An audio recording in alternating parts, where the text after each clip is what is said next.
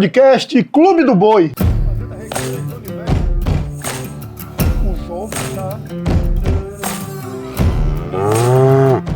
Tudo bem, meus amigos? Estamos aqui no primeiro episódio do podcast Clube do Boi. Hoje estamos aqui com o Ivan Fernandes, gerente comercial da Agropecuária Pontal. E mais uma vez aqui vamos promover conexões de alto nível no mercado pecuário. Hoje é o dia de separar o discurso do que é produção.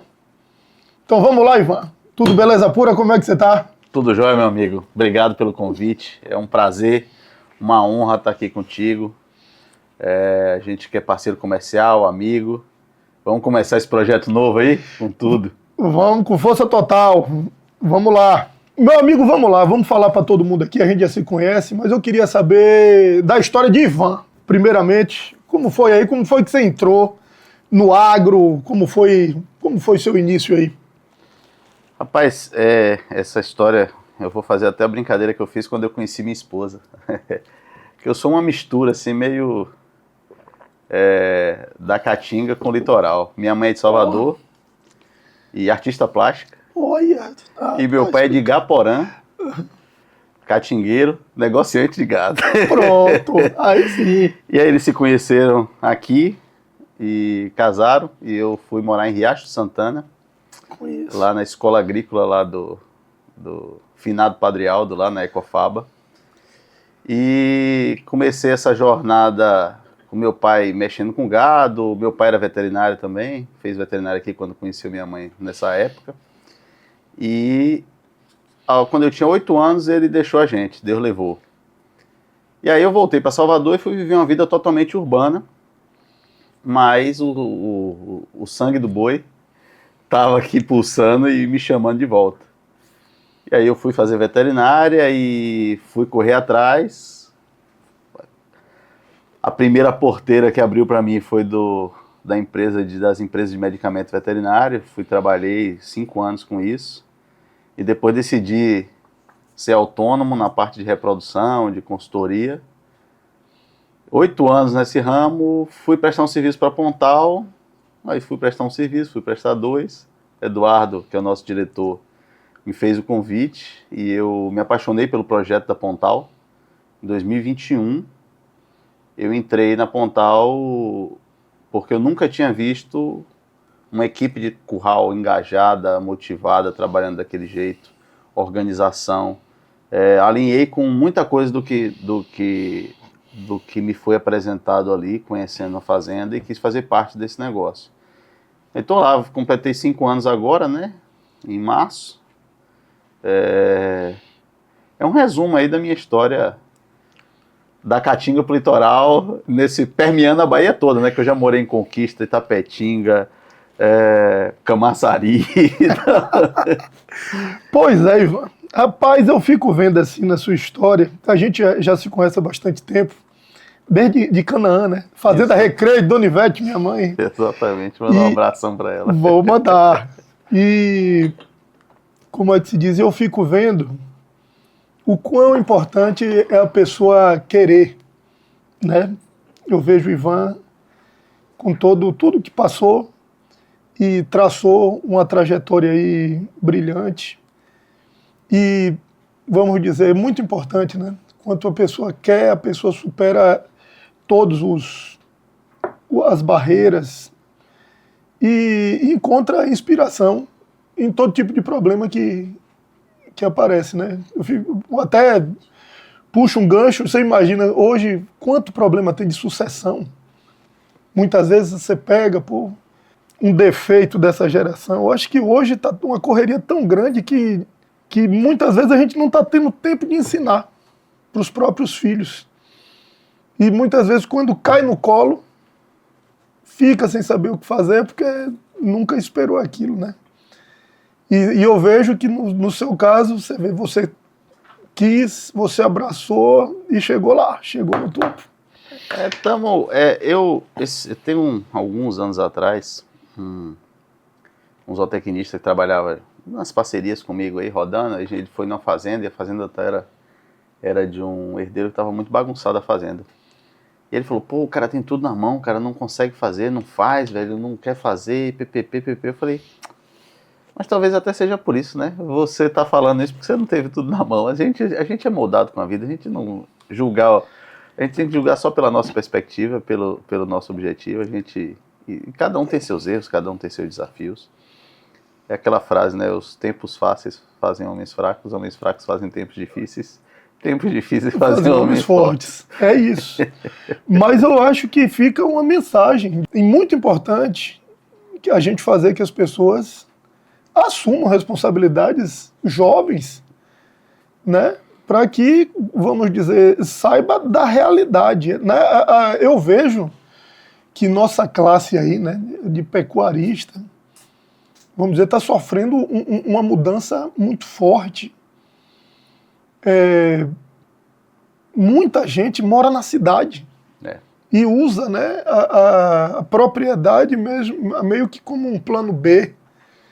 E não mede, né? A gente fica vendo aí, pô, quando aparece estatísticas aí, por exemplo, de quantas fazendas tem balança no Brasil, isso é assustador. Eu fico assombrado, velho, porque como é que o cara mede, né, velho? Então e para mim isso é realmente um reflexo. Muita gente trata a fazenda como um plano B, né? Sim, e a gente tem uma questão também, falando aí de... A gente entrar nessa discussão de motivação da geração mais nova é muito difícil. Tem um filho adolescente, sabe como é que é isso, né? Filhos enteados, as motivações são outras e a gente tem que entender isso. E as gerações, elas, também com a longevidade maior das pessoas, acho que as gerações, ela parou de passar de pai para filho, passou de neto para avô para neto. Porque assim, há muito tempo atrás, o cara com a fazenda de 500 reses criava 6 filhos. Isso. E aí ele começou a perceber que o filho dele não ia poder aumentar essa fazenda para criar os 6 filhos. Tem que formar o filho dele em alguma coisa, para ele trabalhar e ganhar dinheiro. Aí ele formou a profissão dele, ele quer dedicar a profissão dele, ele vai se dedicando. E aí quando ele volta, ele não está pronto para esse negócio também. Tem isso, ou às vezes é o neto que está voltando. E às vezes está voltando com a cabeça boa, isso aí também, enxergando os desafios, porque a mão de obra é mais nova. E se às vezes o cara é de outra geração, a gente tem mudado muito o comportamento de uma geração para outra. E aí o cara, para lidar com um funcionário que tem 30 anos, ele tem 60, 70, é difícil também, cara. A gente tá aqui sofrendo para mexer com um menino de 14, de 15, imagina um cara de 60 para mexer com quem tá hoje, com 20. Não é fácil, não. Então, você tem esses desafios de sucessão, é um dos maiores desafios da pecuária. Eu tenho plena consciência disso. Eu fico vendo, por exemplo, por vaqueiro, cara. Tem um amigo meu, ele comprou uma fazenda lá no Oeste. Ele falou, Luciano, os meus vaqueiros tiram leite com vaca no tronco. Ele tipo assim, não está existindo essa transmissão de conhecimento, né? A turma, vamos dizer, a profissão de vaqueiro, não vou dizer, eu sei, conheço o Pontal, mas assim, no geral, na maioria, muita gente está abandonando, né? O jovem está querendo ficar na cidade, o jovem está, vamos dizer... Tem muita coisa na cidade que ainda não chega no campo, né? Você tem muita comodidade e tecnologia, qualidade de vida, ela precisa chegar no campo, né? E o produtor ele tem que entender isso também para o vaqueiro, porque tem muita fazenda que ainda o cara não quer que botar uma internet na fazenda para o funcionário. É claro que vai ter problema de gente que diminui o trabalho por conta da internet, mas também se você... Quem que hoje vive sem internet? Quem é que vive? A gente está falando de um negócio que o pessoal do estúdio aqui, tiver urbano, nem consegue imaginar o que é uma vida sem internet. Então, assim, você tem algumas comodidades e você tem mais acesso a ver o que está faltando, né? Atualizações também, não é isso? Eu falei da minha vida lá quando eu comecei lá em Riacho. Naquela época lá no final dos anos 80, não era nem televisão, tinha toda a casa. Então o cara não sabia o que ele não tinha. Quando a novela começou a mostrar para ele que ele não tinha determinadas coisas, ele começou a se sentir mais diminuído, se sentir mais pobre, se sentir mais... E hoje a internet mostra isso o tempo todo, o que você não tem. Ele mostra para quem está no urbano, qualquer padrão de vida médio, você tem uma sensação de que tem alguém vivendo melhor que você. Imagina um cara que mora no meio rural. Então, essa questão da saúde mental, da motivação, da felicidade, ela tem que ser olhada por vaqueiro também, cara. Não, e eu vejo que a Pontal lá é um fenômeno, né? Porque a gente conversando mesmo, você falou, toda semana tem vaqueiro pedindo emprego. Isso é um reflexo do que vocês oferecem, ou seja, vocês estão no caminho muito certo. E vamos lá, vamos falar agora da Pontal. Eu queria começar, a gente falar nesse ponto, para Pontal, eu queria começar nesse ponto aí. Para mim, o ponto mais forte do que é melhor. Eu falei aqui, quando eu fui prestar serviço lá, a primeira coisa que eu falei, eu nunca tinha visto uma equipe trabalhar daquele jeito. E para mim é o ponto mais forte da Pontal. E a gente trata dessa forma. O proprietário, o fundador, ele enxerga também que as pessoas, ele é um empresário e vários ramos de empresa, ele fala, empresas são feitas pelas pessoas que a compõem. E na fazenda é do mesmo jeito. Então, se você tiver uma equipe engajada, motivada, feliz, a facilidade de você conseguir manter um bom trabalho é gigantesca. E eu vejo, assim, diversas vezes lá na Pontal que a gente foi ver algum serviço, ver algum lote, e eu vi desde a operação mais simples, você vai pesar um gado, a turma, antes de fazer a operação, revisa todo o procedimento, que é importante. Sim. Você vai entrar no avião, pô. Quantas vezes você já escutou que você tem que, o procedimento de emergência? É a mesma coisa, você vai entrar no curral, aconteceu, você lembrou, tá fresco na cabeça, você... E faz uma oração. Pô, é um ambiente de uma energia diferente, né? Eu acho que a Pontal, vamos dizer, tá de parabéns. Mas eu queria, Ivan, que você falasse aí, me diga aí, quem é a Pontal hoje? Né? Hoje, como começou e onde é que ela está agora, né? Em termos de fazenda agropecuária, rebanho.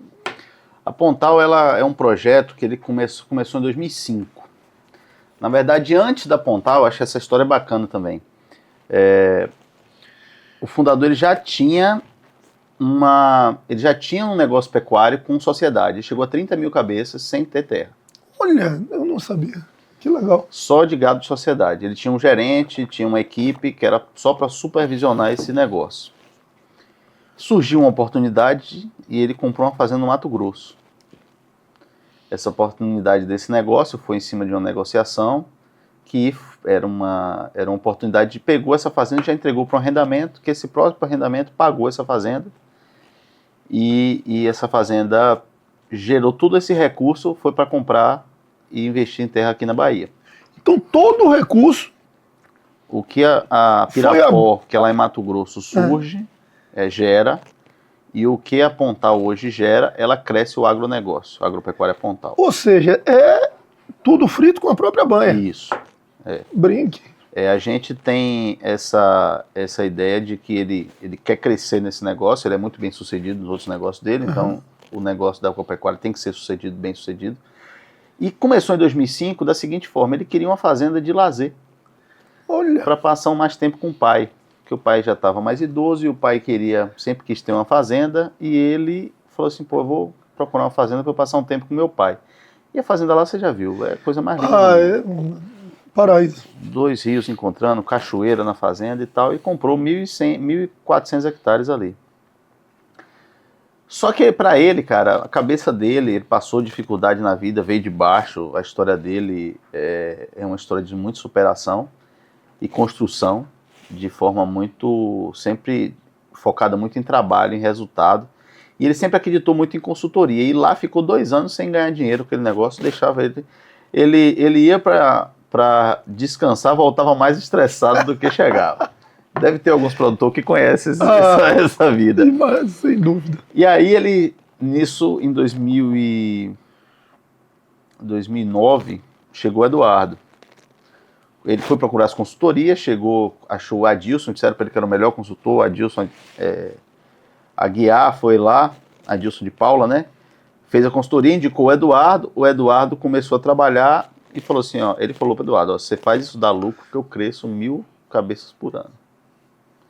Isso começou em 2005, em 2009 o Eduardo chegou, tinha 1.800 cabeças. Foi essa conversa.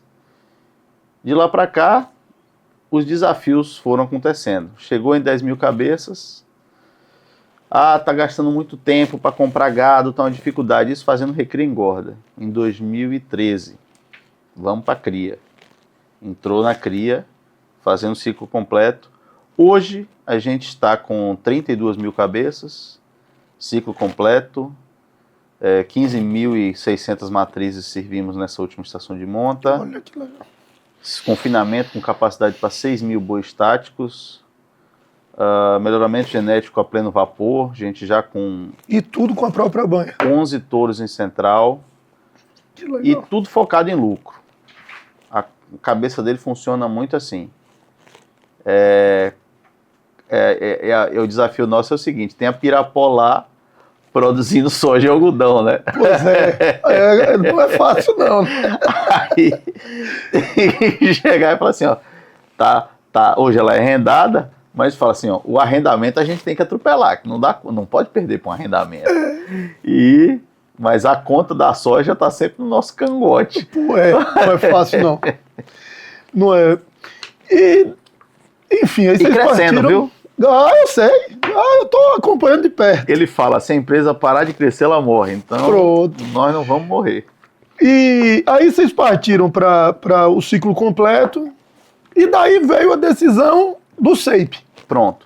Aí foi o seguinte, em 2013 decidimos fazer ciclo completo. Em 2014 começamos a servir nossas fêmeas, e a gente falou assim, como é que a gente faz uma cria eficiente? Porque naquela época já tinha e hoje ainda tem a ideia de muito consultor e de muitos analistas que cria é pior do que recria e engorda. Muita gente fala. E eu falo que se ela for mal feita, ela é muito pior. Não é pouco pior, não. Só que quais são os pilares para você fazer uma cria bem feita? Um deles é melhoramento genético, talvez o mais barato. Porque o melhoramento genético, ele não consiste em... Quando a gente fala melhoramento genético, tem gente que vai na cabeça aí fazer... A gente faz, mas não é fazer transferência de embrião. Melhoramento genético é medir, avaliar a frequência, os indivíduos que estão dando bons resultados, inserir genes que melhorem esses resultados e tirar, principalmente, genes que pioram seus resultados.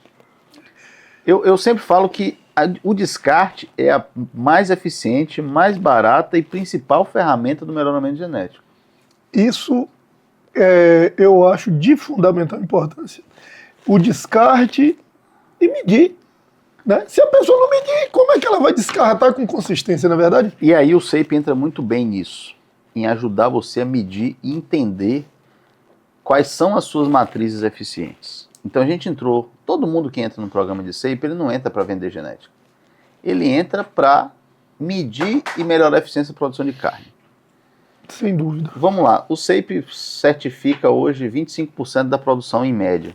25% da produção nacional, então vamos botar 25% da produção em média.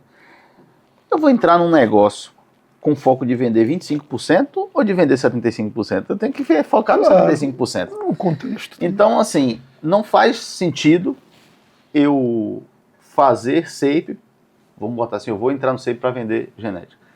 Mas a produção de genética e a melhora na qualidade desse gado, com uma aceitação, tanto das empresas de sêmen quanto do mercado dessa genética, fez a gente enxergar isso como um bom negócio também. Foi um caminho natural, né? Exatamente. E assim, talvez tenha sido a melhor decisão nossa ter começado no melhoramento genético logo cedo. Eu entrei em 2021, eu não peguei a safra, mas se a gente pensar que 2014 foi a primeira safra, nasceu em 2015, esse gado foi abatido em 2019. Eu peguei a segunda geração.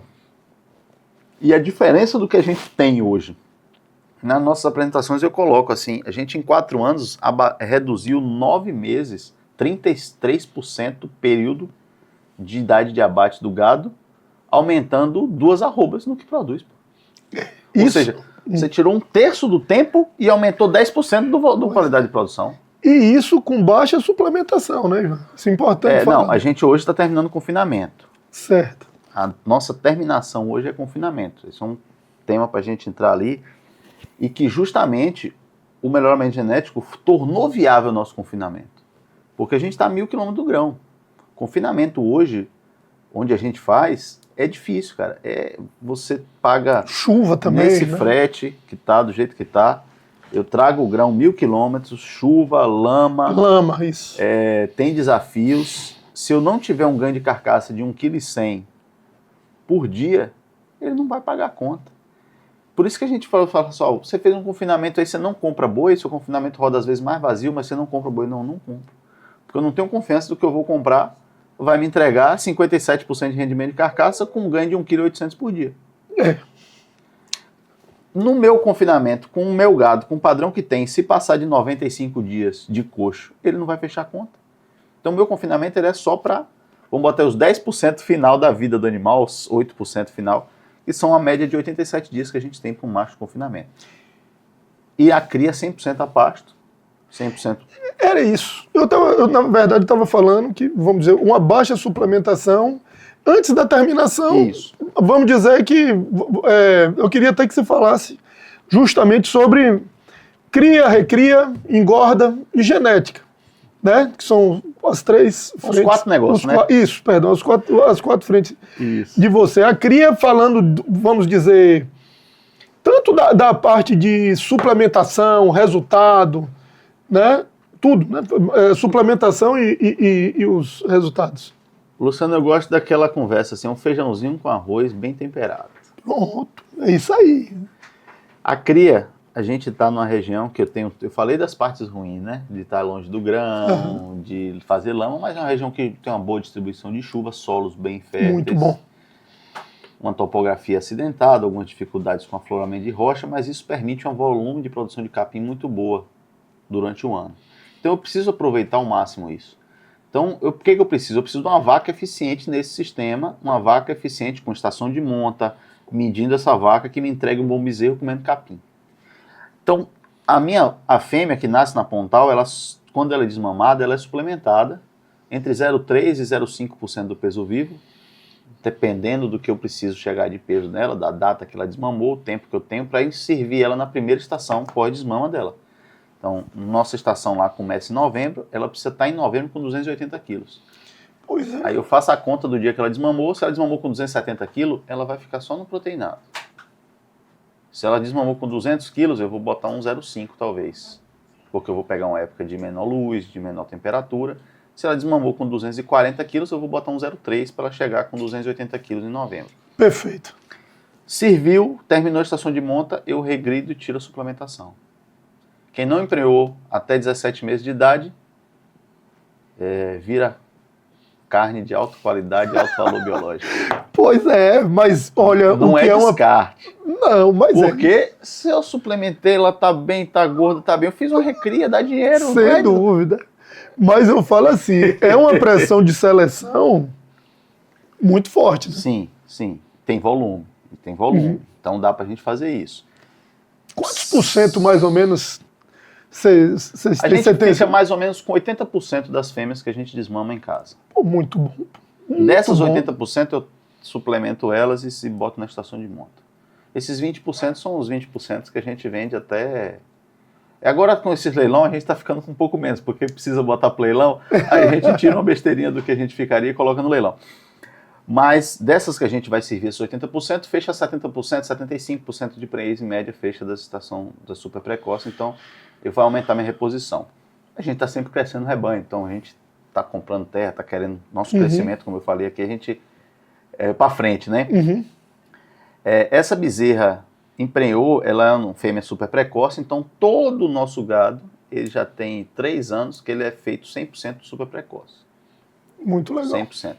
E nesse último ano, 4 anos atrás, 2021, a gente ficou só com as DECA 1 de alta avaliação que não tinha emprenhado. Esse ano ela pode ser deca o que for, se ela Vai não pro emprenhou, Machado. Um abraço. a carne é maravilhosa. Tá ótima. Pariu, aí é outro desafio maior, que é a primípara super precoce. Aí eu faço uma média de 0,5% do peso vivo. Proteico energético, volume de 24, 25% de proteína, 0,5% do peso vivo durante a estação de monta. Pariu até a estação de monta. Acabou, ela só vai comer linha branca pro resto da vida. E vai ficar na fazenda enquanto ela emprenhar e produzir um bezerro bom. Que legal.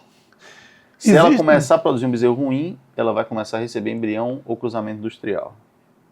Se ela não emprenhar, ela vai virar churrasco. proteína. Mas é importante, assim, salientar, porque você pegou uma super precoce, ela vai estar emprenhando por volta de 14 a... 14, 15 meses. 15 meses, né? De prenhez. E, vamos dizer, ela está em crescimento, né? Tá. Ela vamos dizer assim, é um adolescente, vamos falar assim, ainda bem jovem, que vamos dizer, emprenhou e que ela continua crescendo, ela tem que direcionar nutrientes para o feto. E crescer. Tem que formar estrutura porque ela é um animal com custo embarcado. Se ela só me der um bezerro na vida, ela não é tão viável. É melhor não ter emprenhado. Então eu preciso manter ela para me dar 5 bezerros, para diluir o custo dela, para justificar tudo isso aí. E também, vamos dizer, tem esse custo, mas a gente tem que lembrar que se fosse, vamos dizer, uma genética comum, se não tivesse também esse cuidado, ela ficaria assim, não, se ela ficar um ano ou 2 no pasto, né, que muitas vezes seria até mais caro. Aí eu tenho que contar o espaço que ela está ocupando de outra, né? Pois é. A gente tem essa conta, tem uma apresentação nossa que eu faço essa conta de quanto custa ela a mais. O bezerro dela não é o melhor bezerro da vida dela, é o bezerro de super precoce, é o bezerro, vamos falar assim, geneticamente é o meu melhor bezerro, mas em desempenho não é, porque a mãe dele não vai conseguir ainda dar não está tudo que ele dando a mesma produção. Mas esse bezerro, a nossa conta, ele paga. Já fizemos essa conta com corte, com carne, ele paga. Na nossa realidade, eu gosto sempre de frisar, com uma boa oferta de forragem, com um custo de proteico energético que eu tenho fábrica e que eu mesmo faço. Uhum. Eu já fiz conta como consultor de fazenda que era viável e já fiz conta de fazenda que não era viável. Então, essa receita ela não pode ser de bolo para qualquer fazenda, qualquer operação. Entendi. Certo? Mas assim, hoje o desafio de super precoce na Pontal, ele não é só para fazer... Eu precisaria fazer isso por melhoramento genético para ter um animal realmente melhor, mas isso economicamente, como produção de carne, é uma estratégia que é viável e se paga. Vamos dizer assim, é um sistema que vocês desenvolveram que atende economicamente tanto a produção de carne quanto a genética. Todo o nosso trabalho de genética, quando alguém chega assim e fala para mim, mas e o rebanho de genética? O nosso rebanho todo é avaliado mais ou menos igual. Claro que eu tenho as fazendas que têm, separo os currais, até porque eu só insemino hoje vaca de DECA 1 a DECA 4. O resto é receptora de embrião. Ou insemina de cruzamento industrial. Então essas fazendas estão separadas. Mas o que nasce Nelore eu trato igual, eu avalio igual. Ele tem que me entregar um desempenho, eu falo igual até mais ou menos aí a idade de entrar no confinamento. Então vamos falar do macho agora. Que eu já vou falar disso. Vamos falar da recria. Da recria.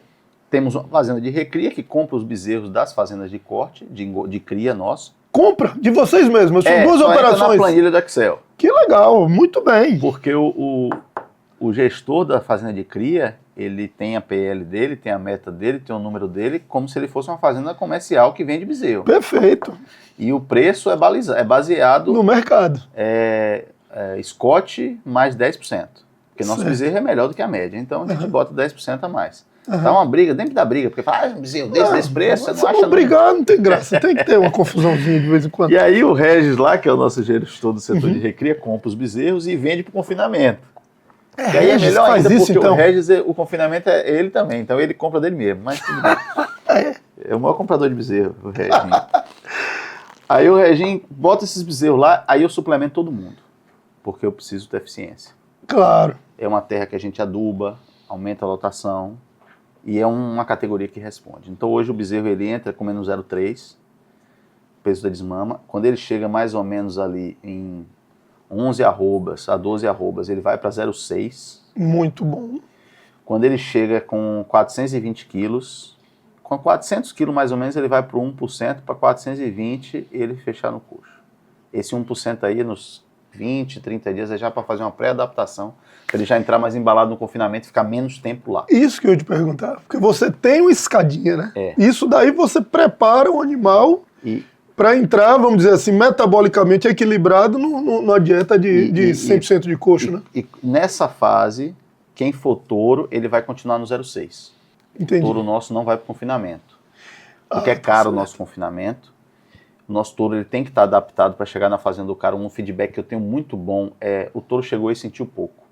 O touro chegou e se adaptou bem. Porque a gente sabe que a maioria das fazendas com touro de repasse é difícil. O cara vai comprar meu touro, vai comprar de outra fazenda, vai dizer qual é filho do meu touro para dizer se a produção desse touro foi boa ou não.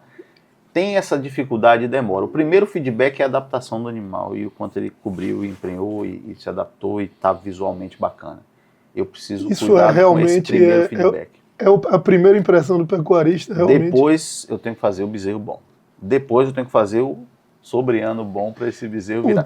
Então, assim, a gente tem que ter cuidado em todos esses processos do melhoramento. E o touro, para mim, que ele foi selecionado comendo braquiária, que ele foi mantido, na verdade, comendo braquiária, é o foco nosso.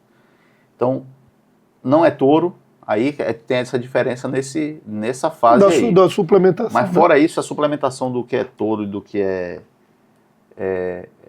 boi, até a recria é igual. Eu trato todo mundo, tanto que se um cara que for falar assim, esse cara aqui é para ser touro e ele tá muito fraco na recria, pior que os outros, ele não vai ser touro, que eu não vou vender ele para ninguém. Entendeu? Então, essa recria vende para o confinamento faz a terminação entre 420 até sair com 590 a 600 quilos de peso vivo. E essa decisão do suplemento pode chegar num momento que aumentou para 0,6, vamos botar assim, grão caiu de preço, ou a fazenda está mais apertada, tem muito bezerro para chegar. Você equilibra. Essa decisão de gestão a gente tem que estar tomando o tempo todo. Porque o tempo... Score de gramínea, né? De acordo com... Ainda mais assim, por lá no... Bate uma cigarrinha na fazenda. Pois é, meu irmão. Lagarto, meu irmão. Tá doido. As decisões ela tem que estar no dia a dia. Não, mas isso é muito importante, né? Sul da Bahia, assim... Como você bem falou, você tem chuvas regulares, solo bom. E termina que a turma muitas vezes se acomoda, né? Eu falo porque a gente tem propriedade, até por mim mesmo. E muitas vezes não se programa bem com a reserva, né? Eu gosto de dar um exemplo seguinte. Quando você pega uma estrada que ela está toda esburacada, você já anda devagar. Você não fura o pneu. Pois é. Agora, quando você pega uma estrada muito boa, você faz uma curva e topa o buraco. Acabou, tá dentro d'água. Você capota às vezes. Pois é. Então, a gente tem assim, o ninho aparece. Cai volume de chuva, cai volume de produção e a gente está trabalhando com a lotação lá de 1,5 A por hectare. Então, com 2,3 cabeças. Se você não tiver um planejamento, uma estratégia e um volume de 30 mil vacas, eu não posso ligar para ninguém para falar assim, tira 10 mil vacas daqui. E a gente está falando volume de 1,5 UA com 30 e tantas mil cabeças, meu amigo. Quando dá um BO, não é pequeno. São 14.500 hectares de pasto. Imagine. Com 32 mil cabeças. Não é fácil. Não é brincadeira, não. Pois é. E na genética, Ivan? Hoje vocês estão trabalhando... Eu vi que, assim... Vocês estão trabalhando muito forte com FIV, né? Sim. Eu acho que vocês foram o que mais fez FIV de Nelore, acho que no mundo, né? Em um ano. Se foi do Brasil, é do mundo, né? Agora eu não sei. Eu não sei de falar disso aí exatamente. Mas eu sei que a gente transferiu na penúltima estação 7.500 embriões. Nessa última estação, tá para fechar os números, eu acho que faltou uma besteirinha para 8.000. Foi 7.900 e poucos embriões. Nossa Senhora! E isso tende a crescer. O rebanho tende a crescer até chegar no momento de talvez equilibrar ou voltar um pouquinho para trás. Porque a nossa meta é só inseminar a vaca DECA 1, 2 e 3. Essas vacas vão deixar seus filhos com inseminação, medindo elas, essa coisa. As outras vacas, o que a gente faz? Nossa estação começa em novembro, então novembro e dezembro a gente faz a operação de guerra para botar esse tanto de embrião. Eu imagino. Janeiro, fevereiro, eu tô já com... É fato, você vai fazer transferência de embrião, vai cair a eficiência reprodutiva, porque você tem mais absorção, você tem menos prenhez, etc. Então, para não perder a eficiência reprodutiva, que meu negócio principal é carne, eu faço o quê? Eu insemino nos últimos 2 meses. Aí eu faço o quê? O cruzamento industrial, eu uso o Angus. Por que você usa o Angus, Ivan? Não bota o Nelore? Pô, porque primeiro, a gestação é um pouco mais curta, então se eu for inseminando no final, vai parir um pouquinho mais ajustado. E eu não vou ficar com essa genética Nelore dessas minhas vacas inferiores dentro do Não rebanho. vai multiplicar, né? As minhas piores vacas vão parir do meu top 1%, que hoje a gente está com 90 doadoras. E 30% desses embriões a gente ainda compra. Então eu trabalho com 70% de embrião próprio, 30% comprado, de projetos que a gente acredita que alinham com o nosso, dos mais diversos projetos do Brasil. Então, essas 70%, 50% de minhas vacas piores vão parir das minhas top 1%, top 2% melhores. E as outras 50% vacas vão parir de inseminação, vão ser avaliadas, identificadas dentro desse núcleo, desmamando bom bezerro, empreendo bem, atendendo ao tipo, caracterização que a gente quer, doadora, as ótimas doadoras, as boas mantêm na inseminação e as que forem ficando para trás vão para o time de receptora. Sem contar que isso, né? Os Angus, você já vai ter uma produção de receptora. Uma futura receptora bacana, sem que a dúvida. gente usa muito as receptoras F1 lá. Isso. Elas né? são umas maquininhas de emprenhar, de desmamar bezerro, eficiência muito boa. E nesse contexto todo, vamos lembrar aí, a Pontal já é tetra campeã lá do circuito, não? Tricampeã. Tricampeã do circuito de Nelore de qualidade? A gente A pasto, né? competiu no sistema pasto 3 anos seguidos. Certo. E a gente ganhou o melhor carcaça de boi terminado a pasto do Brasil nos 3 anos que a gente competiu. Nesse último ano a gente... Do Brasil, cara. Brasil. A gente tá falando, meu amigo, de uma fazenda aqui da Bahia. É a prata, o ouro da casa, né? Pô, tricampeão nacional, competiu com a turma toda, meu irmão. E ganhou o prêmio nacional. Primeira vez que a Bahia ganha, acho que o prêmio vem crescendo, é muito bom, já avaliou mais de 400 mil carcaças no Brasil. O circuito Nelore é um circuito antigo, né? E ele avalia coisas que além de não só qualidade que dá dinheiro. Por quê? Peso e idade, isso dá dinheiro para o bolso do produtor, bater cedo e mais pesado. Acabamento de carcaça e padrão, ele pontua por equilíbrio, por volume com equilíbrio. Então isso é muito bom. Nesse ano a gente mandou um lote de confinamento e um lote de pasto e foi avaliado tudo junto. Aí a gente ficou em 5º lugar no Brasil, que eu acho também, eu tenho um orgulho de falar desse 5º lugar, porque contando com confinamentos e tudo, é uma posição bacana. E nesse ano a gente vai participar em confinamento agora, só com confinamento, com força, porque, cara, o que a gente tem de homogeneidade hoje no nosso padrão de gado, de confinamento, da carcaça do que a gente entrega, tem deixado a gente muito satisfeito com a decisão que a gente tomou lá atrás, de 2014, de começar no melhoramento genético. Muito bom. Quando você tem escala e método, cara, o melhoramento genético é barato. Eu falo muito nisso, eu toco muito nisso, é barato. Hoje uma dose de sêmen é barato demais. É verdade. Tá doido. E descartar a vaca que você ainda ganha dinheiro. Pô, pois é, meu amigo. Eu vou até parafrasear A gente está aqui gravando depois da perda de um dos maiores baluartes da pecuária nacional, da genética. Meu xará. Finado Luciano ontem nos deixou, com o trabalho do Rancho da Matinha. E eu vou parafrasear outro grande nome do Nelore brasileiro, que é o Zé Humberto, que ele falava lá da Camparino, que ele falou que como eu sempre fui pobre, precisei de dinheiro, eu sempre tive que vender vaca, e aí eu vendi as piores, melhorei meu gado por causa disso. Figura.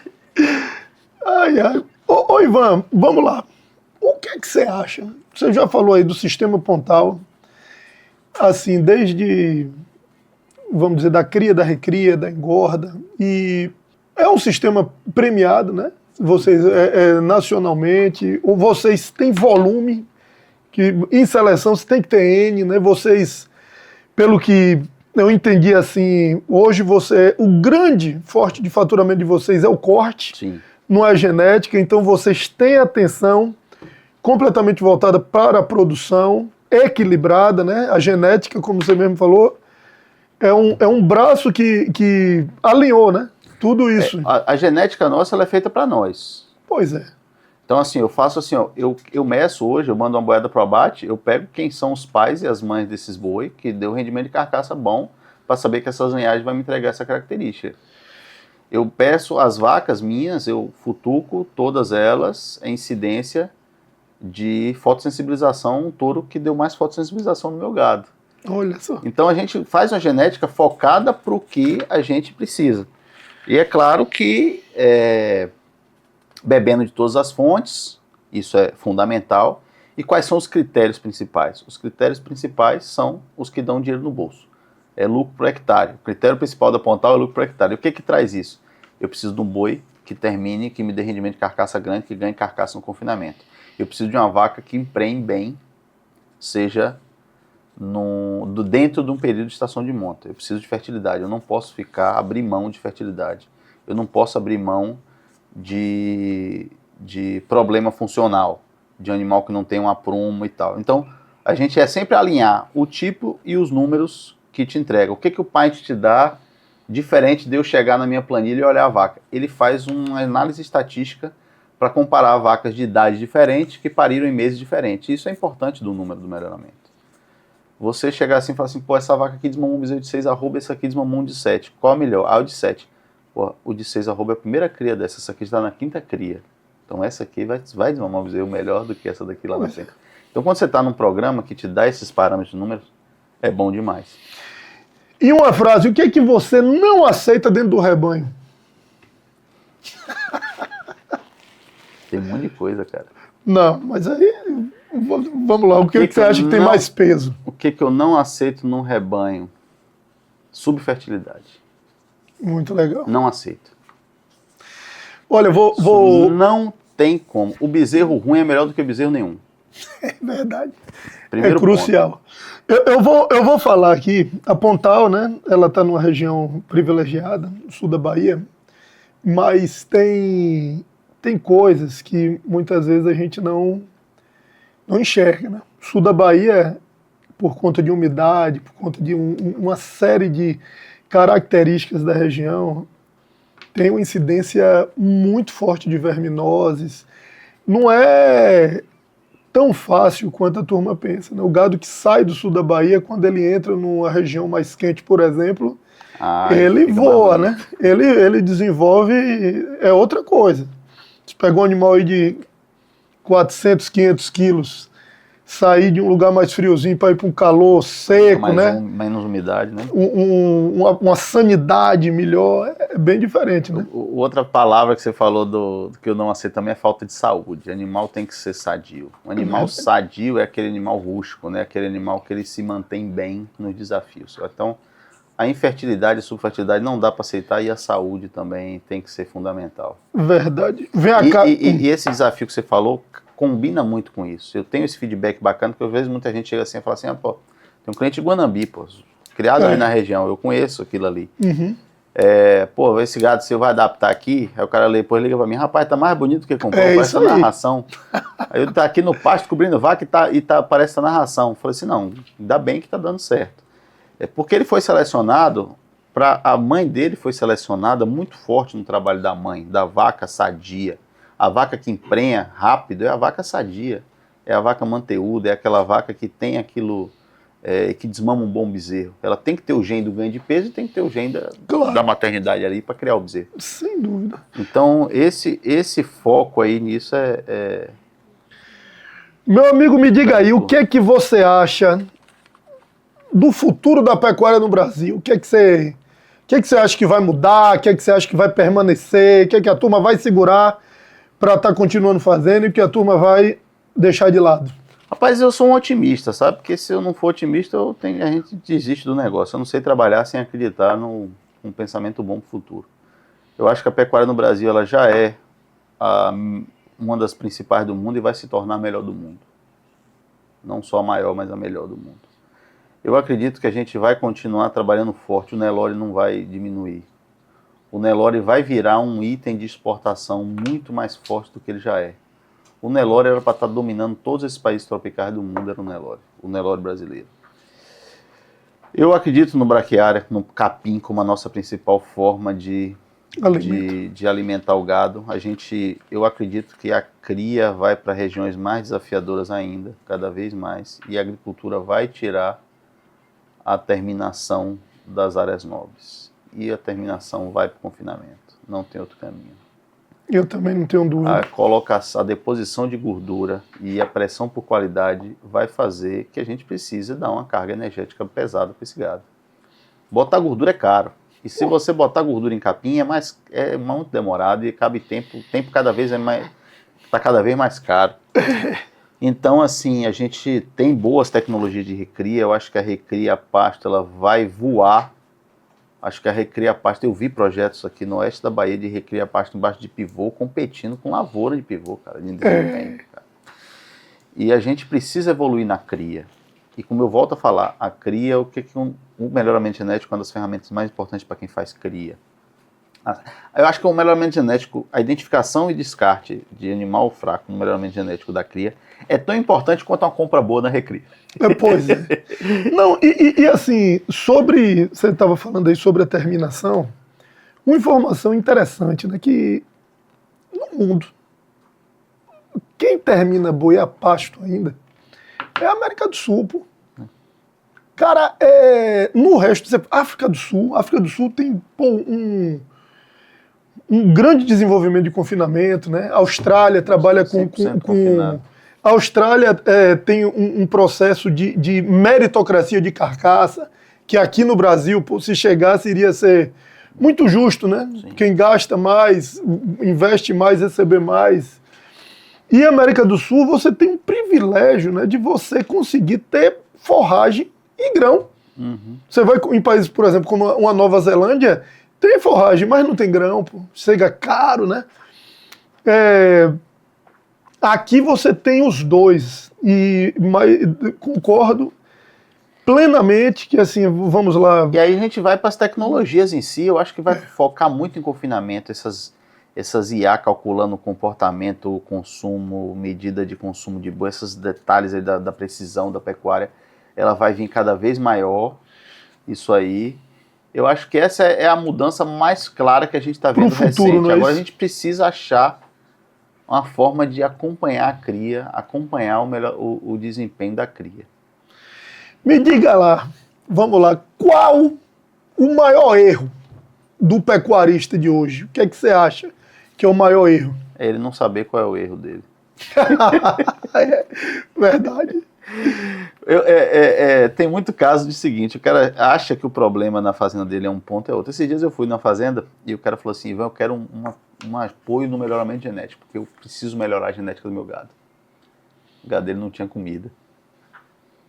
O manejo de pastagem era muito ruim. Não adianta, cara, eu não posso melhorar sua genética, Ele quer mágica, aqui, né? Aqui você tem que... Se eu te der uma genética adaptada para esse capim seu gado vai ser improdutivo, porque eu vou te dar uma genética mais rústica, de menor desempenho e possível. Então a gente precisa melhorar isso aqui. Atendi uma fazenda antes que o cara acreditava que o problema dele era a ração, era a nutrição, e que a nutrição representava 12% do custo dele, a mão de obra era 40%. Vamos para isso. Eu falei, cara, seu problema está aqui, cara. Então, o maior problema é a gestão. É profissionalização de gestão. E quando eu falo gestão, é medir, ter informação mesmo dos números.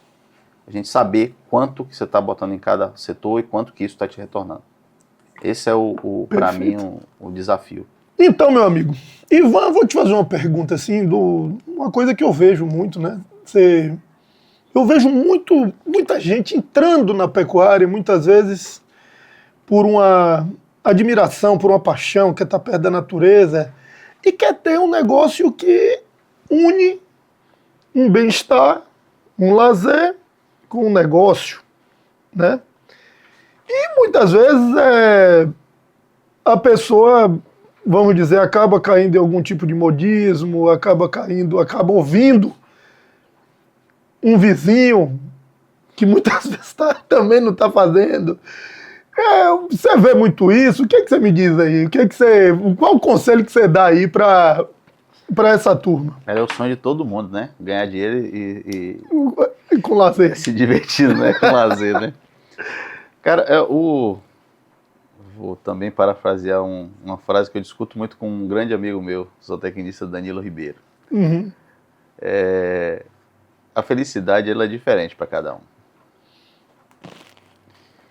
Então, cara, você pode ser feliz. Agora tenha consciência do que você está fazendo. Isso é o que eu acho que é importante, porque a felicidade tem a ver com expectativa. Fala assim, ó, eu quero criar, por exemplo, surge uma raça nova. Tem uma chegando da África aí agora. Pô, eu acredito nisso. Gostei da premissa, vou investir nisso. Saiba que é um investimento de risco. Claro, é novo. É novo. Pode dar certo? Pode. Pode dar errado? Também pode. Pode não dar certo a raça e você ganhar dinheiro com ela? Também pode. Então, assim, eu gosto de tal raça.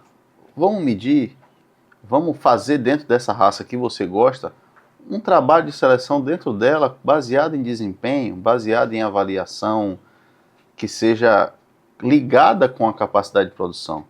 Porque o seu cliente não vai ter o mesmo sonho que você, mas o seu cliente, eu acredito que ele vai vender o carne e o leite. Isso aí. Entendeu? A lógica tem força. Se eu estou vendendo para um cara que vai fazer genética, esse cara vai vender para um cara que vai fazer carne ou leite. Sem dúvida. Que é a base do boi, é essa. Uhum. Então, vamos medir dentro de carne ou leite, que seja seu negócio, e aí a gente faz dentro da nossa vaidade, vontade. Por exemplo, eu, Ivan, gosto de touro fumaça. Um exemplo. Uhum. Nem sempre meu cliente vai gostar de touro fumaça. Se eu quero ganhar dinheiro, eu preciso vender para alguém. Claro. Então, se pouca gente gosta do que eu faço, vai beleza. O que às vezes é assim, é porque aí você tem outro ponto. Quando você falou de ouvir do vizinho, que às vezes não está muito bem, tem um ponto da nossa vaidade. Eu gosto muito da frase no filme lá do Advogado do Diabo. O diabo no final, o cara sai do negócio e entra no outro, e ele volta para falar e fala: a vaidade sempre foi o meu pecado favorito. O diabo fala isso. E a gente tem muita dificuldade de admitir que está errado ou de olhar que está errado. A gente, quem é vendedor sabe se é vendedor, ou a gente escolhe primeiro e justifica depois. Então a gente vai escolher o que a gente quer e vai achar características justificativas para que aquilo seja melhor. Isso a gente tem que entender exatamente que às vezes o que a gente quer ali pode melhorar e não é. E mudar de ideia, mudar de trabalho, eu acho que é uma atitude nobre e inteligente, não uma virtude, né? É uma virtude, não tem muita gente que enxerga como uma derrota, falando, pô, velho, não, como é que eu vou admitir hoje que tudo que eu estava fazendo está errado? Isso vai acabar com minha reputação. Para mim é uma atitude nobre. A gente tem um exemplo no Brasil, de uma das maiores vendedoras de genética do Brasil, que fez uma virada assim radical no que vinha fazendo, que tinha um grande baluarte do Nelore, pegou toda a descendência desse touro deles e ele mesmo tiraram do rebanho e foram para outro caminho e estão num sucesso muito grande nesse caminho. E pode ser que lá na frente dê outra virada. A gente só vai saber disso se a gente vê humildade e mensuração. Eu volto a falar da gestão e mensuração. Chão, compare indivíduos diferentes. Tome cuidado, a gente sempre está aí nesse negócio aí do melhoramento genético, uma disputa de vaidade muito grande de quem está fazendo cada projeto. Cada um tem o seu, tem que vender seu peixe também, tá tudo certo. Cuidado para não comparar indivíduos e achar que você está comprando raça, programa ou fazenda. Tem fazendas maravilhosas que apostarem no touro ruim. Errou. Isso, todo mundo vai errar. É muito mais fácil você errar. A tendência quando você escolhe um touro para central, por exemplo, é errar. A exceção é acertar. Porque precisa prenhar bem na ATF, precisa coletar sêmen, precisa dar pres na ATF, precisa mamar bem, precisa ficar sobreando bem, precisa ficar bonito. Pois é. Então tem todos esses trabalhos. Então a gente tenta errar menos.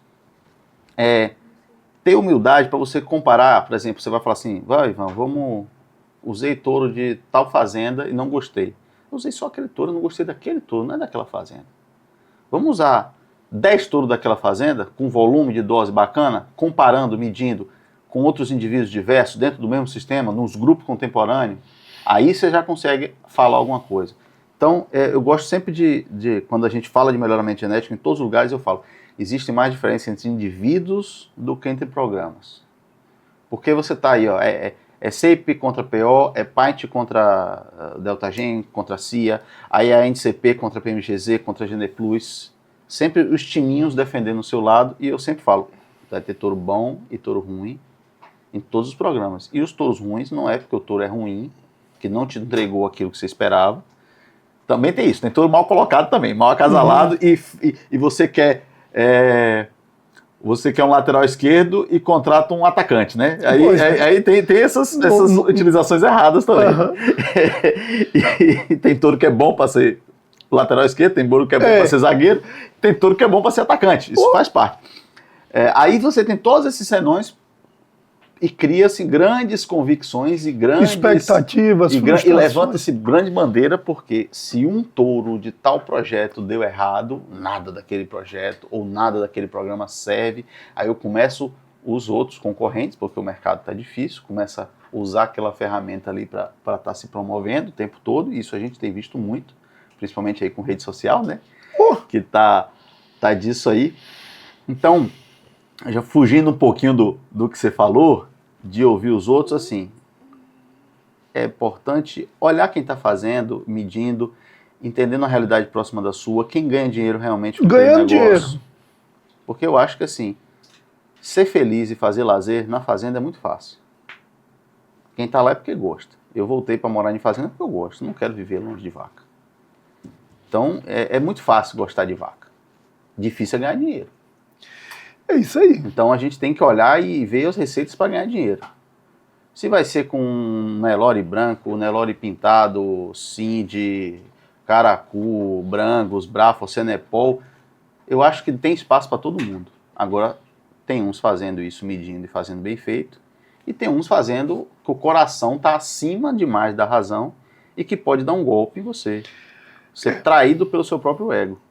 Isso acontece demais, né, meu amigo? Eu acho que, como você falou, feijão com arroz aí, bem temperado, conta de mais e menos, né, meu irmão? A gente fala, olha, velho, se a gente tem que gastar o que a gente consegue ganhar e sobrar alguma coisa, né? Só tem dois jeitos de aumentar o lucro. Produzir mais ou gastar menos. Exatamente. Então, não tem outra maneira. É medir isso. Medir onde está saindo, onde está entrando dinheiro para achar os pontos. Meu amigo, estamos aqui finalizando. Me diga aí, o que é que você quer? Você quer mandar uma mensagem? Quer convidar a turma aí? Me diga aí, fale aí que eu sei que você está se coçando. Eu quero fazer o convite. Eu tenho muito orgulho de fazer parte do time da Agropecuária Pontal. É um time que me escolheu e que eu escolhi fazer parte. E com muita honra representá-los aqui. 173 pessoas que eu estou representando aqui. Muito legal. E não só os 173 funcionários, mas todas as famílias estão envolvidas, como minha esposa está envolvida, todo mundo está envolvido. Meu menino pediu esse dia, papai, manda fazer uma camisa Pontal para mim, pequenininha. Eu quero convidar vocês para conhecer o que a gente faz lá em casa. A gente faz com muito zelo, com muito cuidado, é um projeto de vida de todo mundo que faz parte. É o que a gente falou aqui, a gente busca que as pessoas que estão lá sejam felizes e modifiquem a vida delas, fazer parte desse projeto e cada um coloca um pouquinho. E dia 6 de junho a gente vai estar abrindo as portas de um evento oficial, que vai ser um dia de campo, e eu falo assim, pode parecer presunção, mas eu duvido alguém, eu quero muito que quem for lá no final chega para mim que não perceber isso. Vai ser a maior oportunidade de ouvir sobre gestão do Brasil. A gente juntou os dois principais nomes, que é o Antônio Schacker da Integra. Ele é um principal nome, talvez, nos números e métricas da pecuária, com o Fernando Ferrari, do Instituto Ativa, que é uma pessoa que todo mundo que foi treinado por ele mudou a vida, profissional e pessoal. É um cara que é fantástico, eu fui treinado por ele, estou sendo, junto com a equipe da Pontal, e fiz questão que ele fizesse uma palestra lá sobre gestão de pessoas. Então você vai ter gestão em números de fazenda e gestão de pessoas num dia, num evento que, além de tudo, ainda vai ter oportunidade de negócio. A gente vai vender 100 reprodutores da reserva nossa, que a gente usou em nossas vacas, e mais gado de corte nosso e de parceiros que já usam genética do Pontal, que eu estou nesse primeiro ano com esse desafio. Eu não sei se outra fazenda faz isso na Bahia, não conheço, mas a gente está assim, ó, a gente é parceiro no negócio, você é meu parceiro, acreditou na minha genética, eu quero ser seu parceiro comercial, te ajudando a vender o seu produto. Então, vamos fazer esse desafio, ver como isso vai andar. Então a gente vai ter mais de 700 animais de corte para vender. Eu acredito que deve chegar perto de 1.000 animais de corte para vender.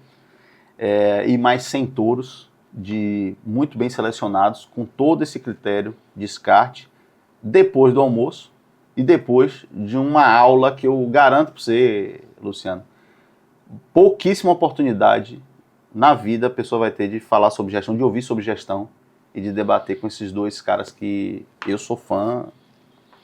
E eu tô falando desse jeito, desafiando. Quem chegar lá depois e falar assim, Ivan, não mudou a minha forma de enxergar o negócio, ele chega para mim e fala que eu vou pensar em outra pessoa e outro negócio para levar esse cara, porque eu não... Não, mas eu tenho certeza, meu amigo, e conhecendo lá a Pontal, todo o sistema de trabalho da Pontal dá gosto de ver, né? Todo mundo tem um cuidado muito grande, né? Quando você chega lá, vamos dizer, todo mundo vê o melhor que pode ser feito, o detalhe, o ajuste fino.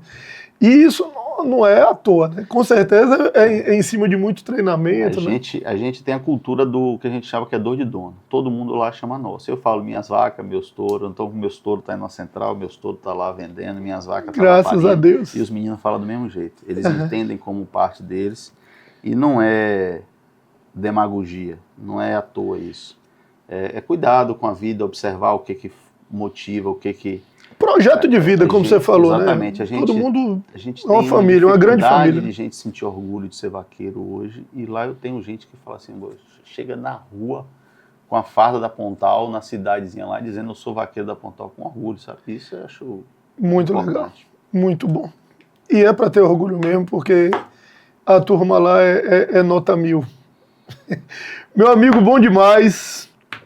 Logo, logo você vai estar de volta, vamos estar. Eu sei que vocês, Ave Maria, aqui na Bahia, no Brasil, é motivo de orgulho.